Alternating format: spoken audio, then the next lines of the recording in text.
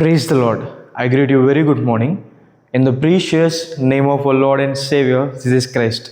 మన ప్రభువును రక్షకుడైన యేసుక్రీస్తు నామంలో మీ అందరికీ శుభాలు తెలియజేస్తున్నాను. ఎలా ఉన్నారు మీరంతా? బాగున్నారా? మీకోసం నేను ఎల్లప్పుడూ ప్రార్థన చేస్తున్నాను. ప్రతి ఉదయాన్నే ఇలా దేవుని వాగ్దానం ధ్యానం చేయడం ద్వారా మనం విశేషమైన ఆశీర్వాదం పొందుకుంటాం. దేవుని వాగ్దానాలే మనకి బలమైన దేవుని వాక్యం సెలవిస్తుంది. దేవుని వాగ్దానాలు అమూల్యమైనవి, అత్యధికమైనవి దేవుని వాక్యం సెలవిస్తుంది. ఈరోజు కూడా ఒక వాగ్దానం ధ్యానం చేద్దాం. చూడండి, బైబిల్స్ ఉన్న వాళ్ళంతా ఓపెన్ చేయండి. కొరింథీయులకు రాసిన మొదటి పత్రిక 1వ అధ్యాయము 18వ వచనం. సిలువను గూర్చిన వార్త నశించుచున్న వారికి వెరితనము కానీ రక్షించబడుచున్న మనకు దేవుని శక్తి అయి. హల్లెలూయా.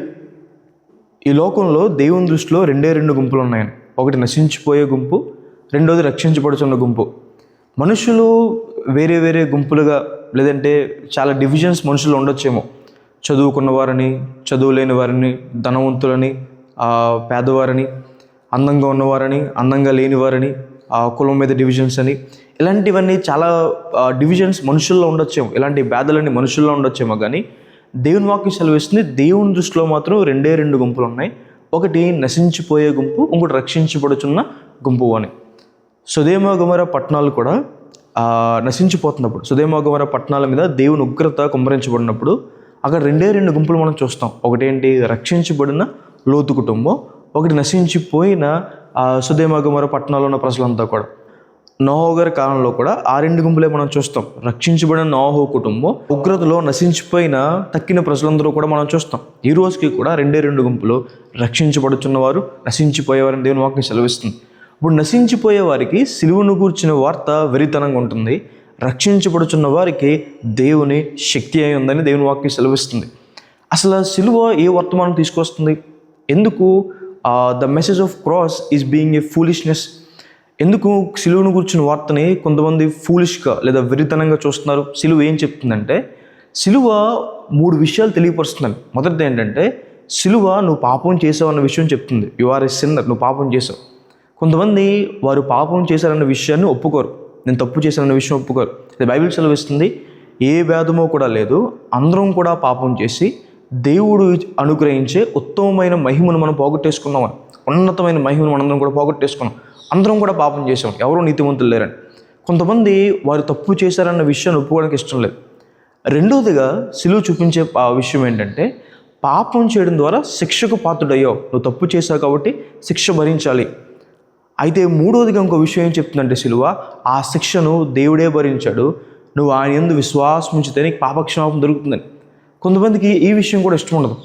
నేను తప్పు చేశాను, ఆ శిక్ష ఏదో నేనే భరిస్తాను, కానీ నేను డబ్బుల ద్వారా పాపక్షమాపణ కొనుక్కుంటాను, నా శరీరాన్ని నలగొట్టుకోవడం ద్వారా పాపక్షమాపణ కొనుక్కుంటాను అనుకుంటారు. కానీ దేవుడు నా కోసం ప్రాణం పెట్టారన్న విషయం నమ్మరు. నేను వేరే బలులు చెల్లిస్తాను, కానీ దేవుడు నా కోసం రక్తం చెందించాడంటే నేను నమ్మను అనే విషయంలో ఉంటారు చాలామంది. అది బైబిల్ సెలవిస్తుంది, ఒక మనిషి చేసిన పాపానికి ఏమిచ్చి ప్రాయశ్చిత్తం పొందుతాడు? కోడెల రక్తం కానీ, మేకల రక్తం కానీ మనుషుల్ని పాపం నుండి విడిపించలేదు. వెండి, బంగారం మనుషుల్ని పాపం నుండి విడిపించలేదు. ఎందుకంటే పాపం వల్ల వచ్చే జీతం మరణం. పాపం చేయడం ద్వారా దేవుడు ఇచ్చిన శిక్ష మరణశిక్ష.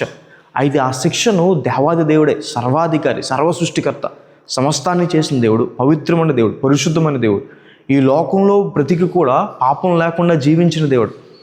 దేవుడు పరలోకంలో ఉండి నేను పరిశుద్ధుని కనుక మీరు పరిశుద్ధుని చెప్తే మనుషులు అడిగే ప్రశ్న ఏంటి, ప్రభువా పరలోకంలో పాపం చేయడానికి ఎక్కడుంది? పరలోకంలో అందరూ పరిశుద్ధంగానే ఉంటారు కదా అని. అవునా కదా? అయితే ఆ దేవుడు మనిషి రూపంలో ఈ లోకానికి వచ్చి ఆయన మన మధ్య జీవించి, మన మధ్య నివసించి పరిశుద్ధంగా బ్రతికాడు. పాపం లేని దేవుడు, అధికారం కలిగిన దేవుడు మన కోసం సిలువ మీద ప్రాణం పెట్టాడని.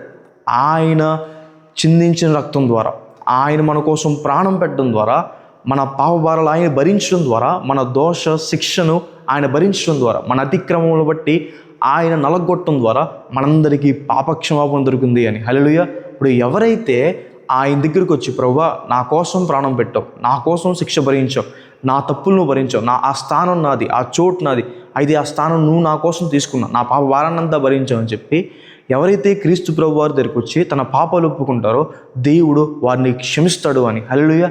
ఇది మనకి దేవుని శక్తి అయి ఉందని. హల్లెలూయా. రక్షించబడుతున్న వారి జీవితంలో దేవుని శక్తి ఎలా కనపడుతుంది? దేవుని శక్తిని వారు ఎలా అనుభవిస్తారంటే, బైబిల్ సెలవిచ్చే మాట ఏంటంటే, రక్షించబడుచున్న నీ జీవితంలో నీ పాపాలు క్షమించబడడం ద్వారా దేవుని శక్తి నీ జీవితంలో కనబడుతుంది. ఏది మన పాపాలు క్షమిస్తుంది? దేవుడే కదా. ఆయన తన శక్తి ద్వారా, తన ప్రేమ ద్వారా, ఆయన శిలువ మీద చేసిన త్యాగం ద్వారా, పుణ్య బలి ద్వారా, పుణ్యదాన కార్యక్రమం ద్వారా ఆయన మన పాపాలు క్షమిస్తాడు. అక్కడ దేవుని శక్తి మనం పొందుకుంటాం. రెండోదిగా ఆయన కోసం బ్రతకడం, పరిశుద్ధంగా జీవించడం, నీతిగా జీవించడం, న్యాయంగా జీవించడం, ఆయన మార్గంలో జీవించడం, ఆయనకి సాక్షిగా బ్రతకడం, అలా జీవించడానికి మనం దేవుని శక్తిని పొందుకుంటామని. మూడోదిగా బైబిల్ సెలవిస్తుంది, మనం దేవుని శక్తి ద్వారా కాపాడబడుతున్నామని. నిజమే, ఈ లోకంలో అందరం కూడా కాపాడబడుతున్నాం. ప్రతిరోజు కూడా దేవుని కాపుదల లేకపోతే జీవించలేం. మరి ముఖ్యంగా దేవుడు తన శక్తి ద్వారా మనల్ని నిత్య నరకాగ్ని నుండి కాపాడాడని. నిత్య నరకాగ్నిని రెండో మరణం అని పిలిచారు. అక్కడ అగ్ని ఆరదు, పురుగు చావదని. దేవుడు అక్కడి నుండి మనల్ని తప్పించాడు, అక్కడి నుండి మనల్ని కాపాడాడని. మనం శిక్షను దాటిపోయి, ఎందుకంటే శిక్ష దేవుడు భరించాడు కాబట్టి, మనం ఆయన యందు విశ్వాసం ఉంచి పాపాలను విడిచిపెట్టినట్టయితే మనం శిక్షను దాటిపోయి పరలోక రాజ్యంలో ఉంటాము అని. హల్లెలూయా. ఇలా దేవుడు తన శక్తిని, దేవుని శిలువ మరణాన్ని ఆశ్రయించిన వారి జీవితంలో కనపరచడం, పాపాలు క్షమించడం, ఆయన కోసం జీవింపచేయడం, అలాగే మనల్ని నరకం నుండి తప్పించడం, దేవుడు తన శక్తిని కనపరచడం అని. హల్లెలూయా. ఇది మాత్రమే కాదు, మనం రక్షించబడిన తర్వాత, దేవుని కుమార్తెలుగా చేర్చబడిన తర్వాత దేవుడు మన జీవితంలో అద్భుత కార్యాలు చేయడం ద్వారా తన శక్తిని కనపరుస్తాడని. ఫరో మీదకి దేవుడు తీర్పులు ఇవ్వడం మొదలుపెట్టినప్పుడు అక్కడ ఉన్న శకున గంటలు అందరూ ఒప్పుకుంటారు, ఇదంతా కూడా దేవుని శక్తి అని. దేవుడు మీ పట్ల చేసే అద్భుత కార్యాలు బట్టి, దేవుని దగ్గరకు వచ్చి పాపాలు ఒప్పుకొని పరిశుద్ధంగా జీవించే మీ పట్ల దేవుడు చేసే అద్భుత కార్యాలు బట్టి ప్రజలందరూ తెలుసుకుంటారు, ఇది ఖచ్చితంగా దేవుని శక్తి అని. హల్లెలూయా. దేవుడు తన శక్తిని జీవితంలో కనపరుస్తారని దేవుని వాక్యం సెలవిస్తుంది. దేవుడు శక్తివంతుడు, ఆయన అధిక బల సంపన్నుడు. ఆయన శక్తికి సమానమైన వారు ఎవరు? ఆయన సర్వశక్తివంతుడు. కాబట్టి ఈ వాగ్దానం విశ్వసించండి. రక్షించబడుతున్న నీకు మారు మనసు పొందాలని, పరిశుద్ధంగా జీవించాలని, పరలోక రాజ్యం వెళ్ళాలని, రక్షణ మార్గంలో నడుస్తున్న నీకు దేవుని శక్తిని కనపరుస్తాడు. నీ పాపాలు దేవుడు క్షమిస్తాడు, పరిశుద్ధంగా జీవించడానికి దేవుడు సహాయం చేస్తాడు, నిత్య నరకాగ్ని నుండి దేవుడు కాపాడుతాడు, ఈ లోకంలో దేవుడు మీ పట్ల గొప్ప కార్యాలు చేస్తాడు అని. హల్లెలూయా. ప్రార్థన చేసుకుందాం. సర్వశక్తిమంతుడ, జీవం గల దేవేశ ప్రభా, మీకు వేలాది వందనాలు యేసయ్యా. ఈరోజు వాగ్దానం ద్వారా మాతో మాట్లాడినందుకు దేవా ప్రభా మీకు వందనాలు. ప్రియులు ఎంతమంది అయితే ప్రభా ఈ వాగ్దానం వీక్షించారో ప్రభా, వారి జీవితంలో మేలు చేయండి, సహాయం చేయండి. మీ శక్తిని ప్రభా వారి పట్ల కనపరచమన్న దేవా ప్రతిమాలుకుంటున్నాను. గొప్ప కార్యాలు చేయండి, మీ సహాయాన్ని వారికి అందించండి, మీ హస్తం వారికి తోడుగా ఉంచండి, మేలులతో తృప్తిపరచండి ప్రభా. ఈసారి రక్షణ లేని వారి రక్షణ దయచండి, రక్షించబడిన వారి జీవితాల్లో ప్రభా మీ శక్తిని వారి జీవితంలో కనపరచండి ప్రభా. గొప్ప కార్యాలు చేయండి, ఉన్నతమైన స్థలాల్లో ఉంచండి. అనారోగ్యంతో బాధపడుతున్న వారిని ప్రభా ముట్టండి, స్వస్థపరచండి. అప్పుల బాధలు బాధపడుతున్న వారిని ప్రభా లావనెత్తండి, కృపను గ్రహించుకోండి దేవా. యేసు నామమున వేడుకుంటున్నాను తండ్రి, ఆమేన్. God bless you. God bless India.